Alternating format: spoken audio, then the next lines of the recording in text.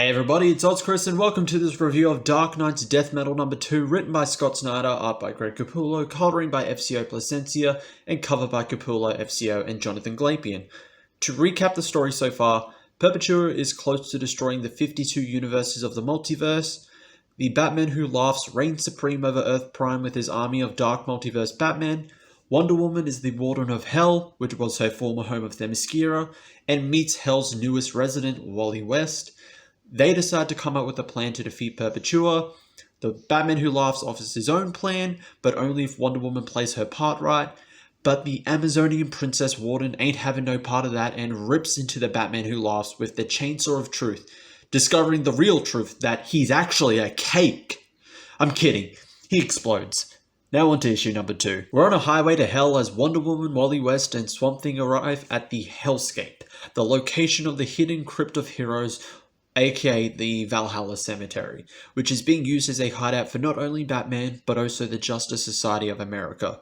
Batman is in the middle of choosing heroes to resurrect to recruit for the upcoming fight, due to the fact that, as we saw in issue #1, he is in possession of the Black Lantern powering.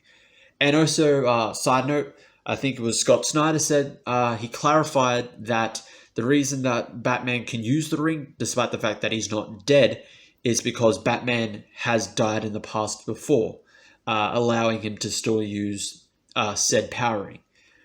I guess, but the thing is, if you recall in the end of Jeff Johns' Green Lantern New 52 run, Hal Jordan also used a Black Lantern powering, and he had to kill himself in order to use it.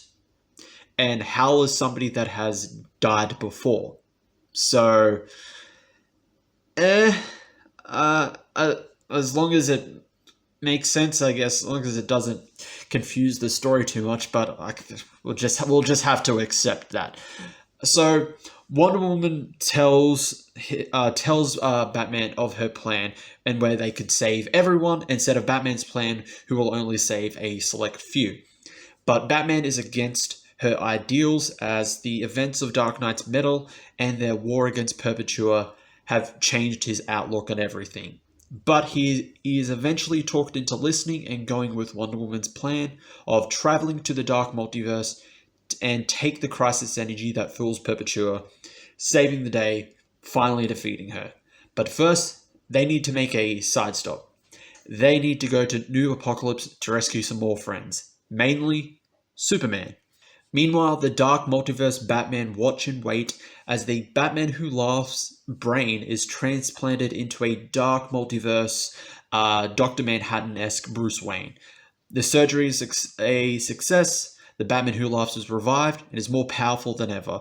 After narrowly avoiding suspicion with Perpetua, the Batman Who Laughs does his own Thanos snap on his Batman and crowns one of his crows the Robin King. And the Batman Who Laughs himself assumes a new form. This was another good issue of Death Metal. I would give this a 4 out of 5. The plot is progressing really well. We're getting more insight into what happened that led up to Death Metal. The heroes have a clear objective of what needs to be done, and by extension, we the readers know clearly what they're going to do. And while yes, they're taking a slight detour to obviously save Superman, but it doesn't derail the story or unnecessarily drag it out. We get to see the Justice Society of America again. It's great. Even though Scott Snyder has a tendency to convolute or expand too much on continuity, he seems to be the only writer at DC that remembers what Rebirth was and what the whole point of Rebirth and Doomsday Clock was supposed to be. Seeing Wally, Jay, and Barry together is great. There's some nice kind of wholesome moments. Something we should see more of. You know, like I said, remember what Rebirth and Doomsday Clock was supposed to be about. We get some good callbacks to other obscure or underutilized DC characters, the Freedom Fighters. And yes, I know they did technically, I think like last year or something, they had their own maxi series or something, or 12-issue series, but that wasn't in continuity. This is kind of their first, if I recall correctly, their first referencing in this main continuity. So nice there. And I wonder if it was intentional that Batman is recruiting the freedom fighters as they're fighting for their freedom against uh, the Batman Who Laughs, the Dark Multiverse Batman in Perpetua. Get it? Freedom, fighting for freedom, freedom fighters. Moving on. There was also some good comedy moments in this as well. Surprisingly, at the start we're introduced to another Dark Multiverse Batman, Batum, a combination of Batman and the Atom, and as he implies that none should underestimate him, or be able to get past him. Know, the whole never judge someone by their size because he's small. He gets instantly run over by the Batmo Beast. It definitely got a chuckle out of me. Now, the Batman Who Laughs. It was obvious that he was going to come back. One of the main villains, and he gets game ended in the first issue. Yeah, and I'm more handsome than Chris Hemsworth.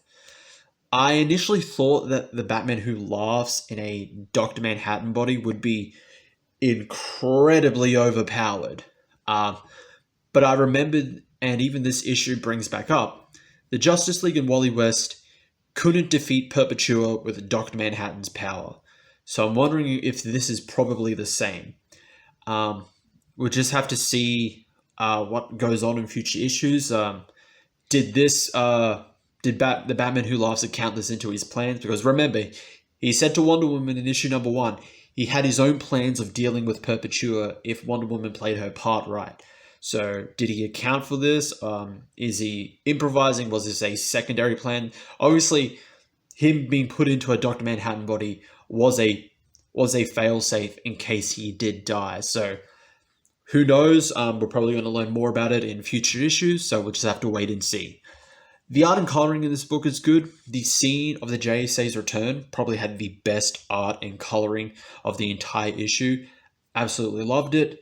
There were no particular problems for me of the art throughout the entire issue. Didn't particularly find anything like too bad or too disgusting, etc. So I would give this a 4 out of 5 for the rating. And for the cover, it's good. It's a great cover. Captures what happens in the book. Literally kind of at the start of the book, even with a slight deviation. Batman's not on the Batmo Beast with Wonder Woman and Swamp Thing. Because they're heading to his location story-wise.